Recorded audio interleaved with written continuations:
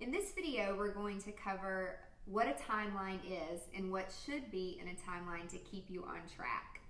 A timeline is really just that. It's just a way to stay on track. Not that you have to do exactly what it says at that time, but it's just a way so that you do not forget anything at all on the most important day of your life.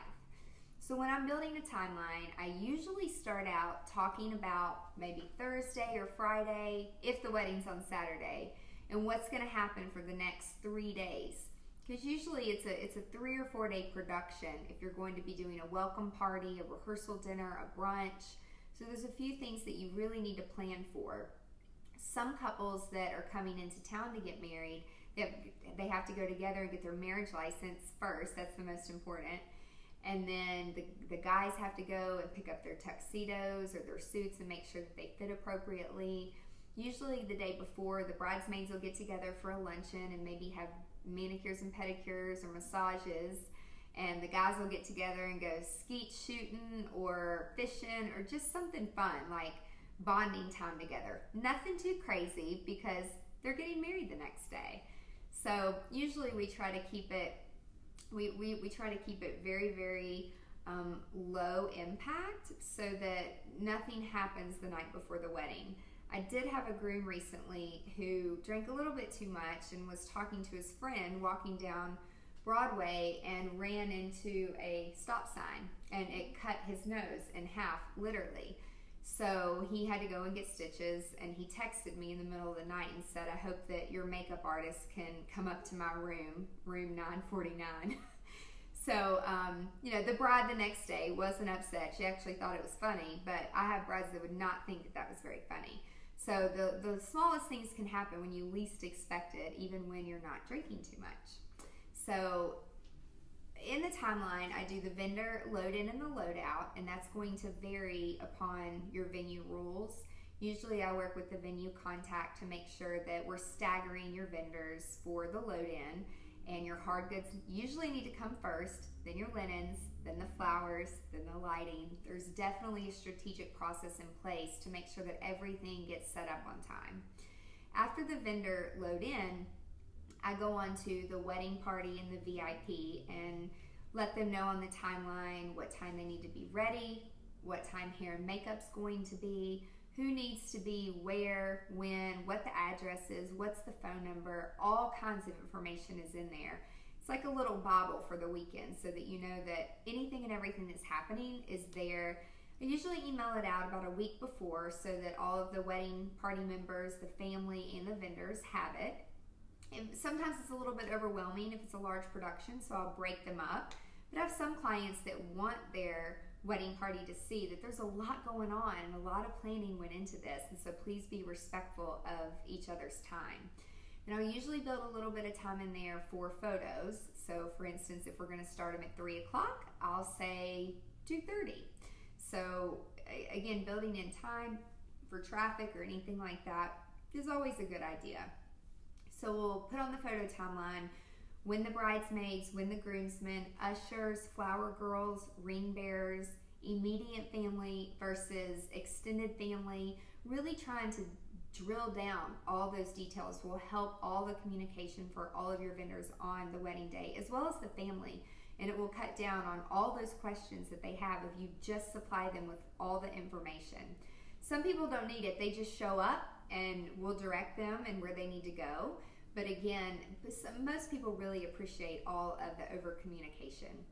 And then once it's time for the ceremony, we list on there who the ushers are. We make sure they don't have any gum, their cell phones either on vibrate, off. The best man and maid of honor have the rings. All this is happening in the background, but we always list it on the timeline. If there's readers, we make sure that the readers have the readings in place, the microphones are working. There's all this stuff that has to happen to make sure that it goes off flawlessly. And then after the ceremony, a lot of my couples have a cocktail hour, sometimes not. But making sure that someone is in charge to get those guests to where they need to go, whether it be the parking lot, the shuttle. Usually if guests are driving, we'll give them some point of direction to, most people have a GPS these days, but For some reason, when it comes to weddings, people forget. They forget. I don't know if it's just the stress, but I'll have people ask me the most random questions, and they're standing there holding an iPhone that will tell them anything and everything they need to know. But because I'm standing there, they think that I memorize every single thing on the timeline, which usually I do. And I can very quickly answer it for them. And I'll always do that very patiently. I don't ever get agitated because I do realize that they're stressed and they're just in a hurry. So try to be patient with your guests in your wedding party if they ask a lot of questions. After cocktail hour, usually we invite the guest in to go on to dinner. And sometimes we have stations or a seating chart. Usually the seating chart actually provides a little bit of control, not in a bad way or not in a stuffy way, but it actually gives people a place to go, and it gives them a space to put their purse or their coat, or if you have a coat check if it's cold outside. But it really makes people feel comfortable when they walk into a big room and they know where they're headed. So the atmosphere that you create for a seating chart or a seated dinner doesn't always have to be stuffy. It can still be really, really fun with a little bit of order and comfort for your guest. And you want to think about that experience as well. So in the order that things flow for the reception, it's always pre-discussed. So we know if the wedding party is going to be announced by the DJ or the band leader, if the parents are going to be recognized, what's going to happen to bring up that energy to start the party off. Think about that first. And then once you're introduced into your reception, some brides and grooms or couples go right into their first dance because that's when you have the guest attention the most. So especially if you've taken dance lessons and you've worked really, really hard to learn a dance, I would recommend going ahead and going in. The energy's up there, the energy's high, and get it over with. And that way you can relax, have your dinner. A lot of couples will have a private dinner before they're introduced, which I'd highly recommend. Even when you have a seated dinner, your guests are still going to want to talk to you and approach you, and sometimes it's family members that you might not have seen in 10 years. So it's always a good idea to eat a little bit before you're introduced.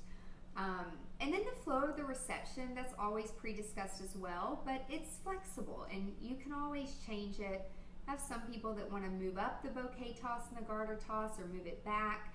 Again, if you have a planner, that point person should be able to communicate to all of your vendors involved, so you just need to go and tell one person, which is really, really nice. Something to think about is your end time and how it affects all of your vendors. So for instance, if it's supposed to end at 11 o'clock, which some venues have a noise ordinance and you don't have a choice, the music has to be shut off at 11 o'clock.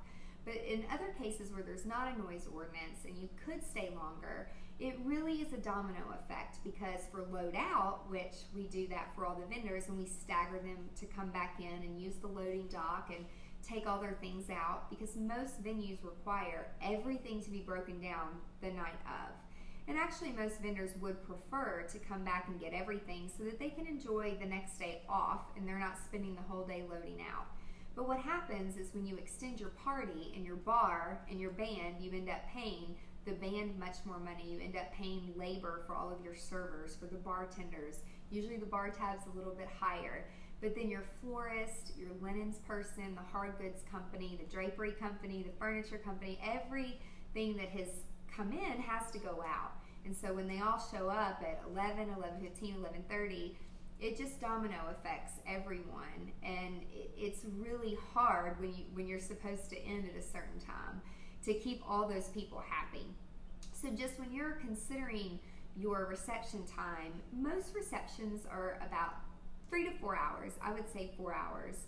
And really consider that load in and load out time, which a lot of brides don't have to worry about, but I do like to educate you on keeping that in mind when you are hiring a band or a DJ and what your end time is going to be.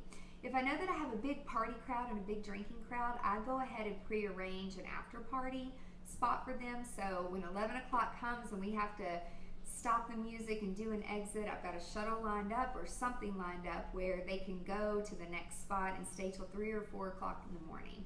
So if you go ahead and pre-arrange that, and you have a plan for that, it's on the timeline, then you're good to go. You can party all night long. So be sure that you have everything listed on that timeline. If you're having a brunch the following day, Also, something that you would want your guests to RSVP for, be sure to include that in the timeline as well. And anything that you are going to bring to your wedding, or your wedding planner is going to bring to the wedding, or anything at all that someone needs to be accountable for, be sure and make a list. Even if you have a wedding room with lots of boxes and lots of stuff, you still need to check yourself twice and make sure. It seems to never fail that somebody always forgets something, which when you have a planner, usually we're right there and we have a big toolbox with things at our fingertips. But if you don't have a planner, be sure that you have a checklist and that you don't forget anything. And then also, most importantly, at the end, when everything is over, be sure that someone is accountable to gather all of your personal belongings, especially your marriage license, that gets mailed off so that everything is legal. You don't want that to get lost. And then your gifts and your cards, the top of your cake, anything that you can think of, try to also list that. We also try to make a plan for flowers. And if the family's going to take them, if they're going to be delivered to a brunch or donated to a hospital, I hate throwing things away. It's just the saddest thing, because flowers can bring a lot of joy to people, and they can last sometimes up to a week if they're fed properly and in water properly. So do think about that, and I think that should really cover it for a timeline. It's pretty comprehensive. Anything that you can think of should be in there.